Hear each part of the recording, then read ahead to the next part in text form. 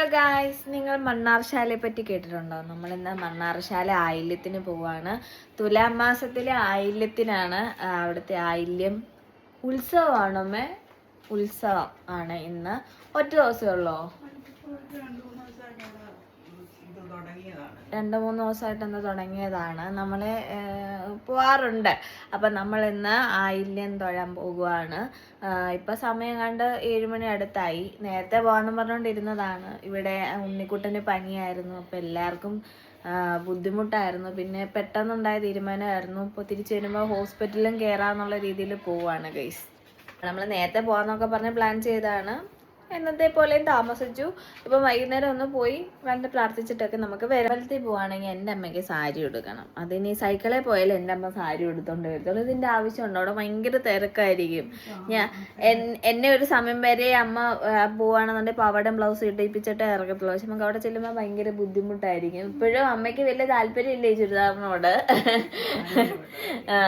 അപ്പോൾ അതുകൊണ്ട് എല്ലാ അമ്മമാരും എനിക്കൊന്നും ഇങ്ങനെയാണ്. ഞാൻ മറൈൻ ഡ്രൈവിൽ വരെ പോയിട്ടുണ്ട് പട്ടവടം ബ്ലൗസ് ഇട്ടുണ്ട്. അത്രയും ഗതികേടൊക്കെ എത്ര പേർക്ക് വന്നിട്ടുണ്ട്.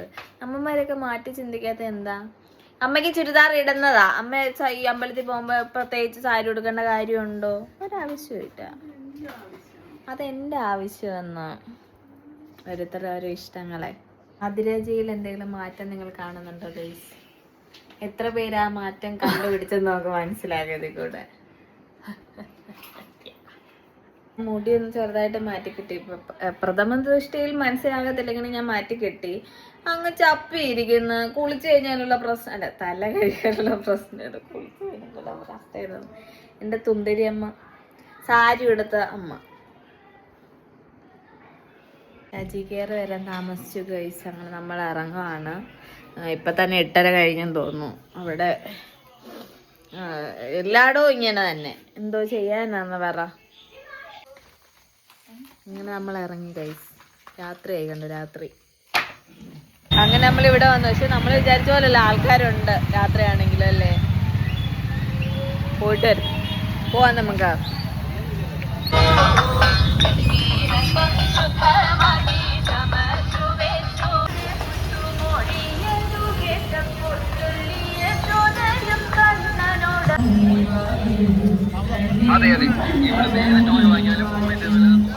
നമ്മളകത്ത് കയറി ഗൈസ്. അങ്ങനെ ഭയങ്കര തെള്ളായിരുന്നു. കൈനോട്ടക്കാരൊക്കെ ഉണ്ട്. എത്ര പേര് കൈനോട്ടത്തെ വിശ്വസിക്കുന്നുണ്ട്? ചേച്ചി വിശ്വസിക്കുന്നുണ്ടോ? പത്തേ കണ്ടപ്പോൾ ജ്യോതിമയി ചെറിയൊരു സൈഡ് വലി ഉണ്ടായിരുന്നു. പക്ഷെ ഞങ്ങൾ വിട്ടില്ല. അങ്ങനെ ഇവിടെ വന്നു. എങ്ങനെയൊക്കെ കയറി വന്ന് നമുക്കേ അറിയുള്ളൂ. നമുക്ക് അകത്ത് കയറി പ്രാർത്ഥിച്ചിട്ട് വരും.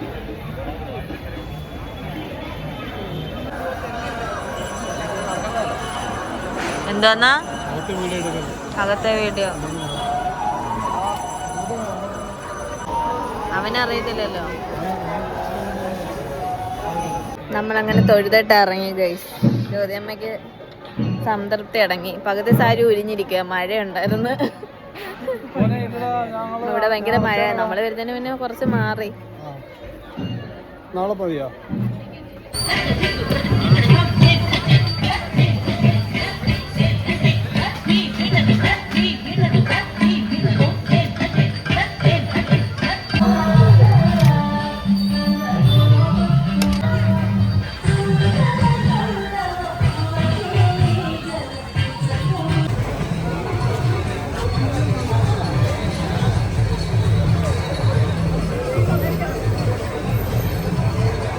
സ്വന്തമായിട്ടുണ്ട്.